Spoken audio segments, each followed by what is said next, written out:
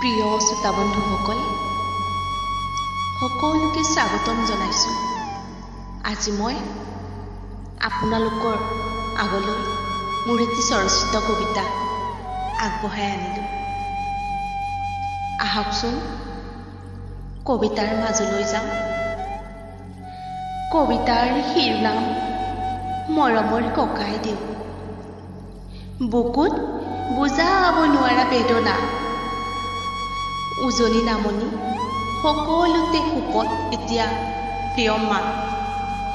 শান্ত প্ৰবাহমান ব্ৰহ্মপুত্ৰ যেন স্থবিৰ, স্তব্ধ হৈ পৰিছে জনসমাৱেশ।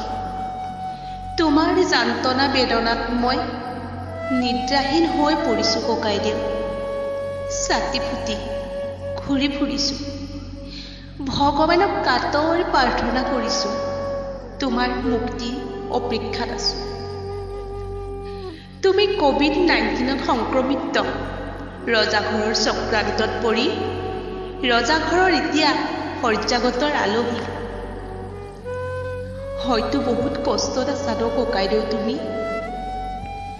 তোমাৰ কষ্ট দেখি বুজাব নোৱাৰা বেদনা লৈ দুচকুত নিগৰিছে আমাৰ চকু পানী। শান্তিৰ বুকুত এতিয়া বিষাদৰ জুই। ভগৱানক কাতৰ প্ৰাৰ্থনা কৰিছোঁ, হাজাৰজন নিৰীহ জনতাৰ সৈতে তোমাৰ মুক্তিৰ দাবী জনাইছোঁ। ককাইদেউ, সুস্থ শৰীৰেৰে ঘূৰি আহা তুমি আকৌ আমাৰ মাজলৈ। ধন্যবাদ।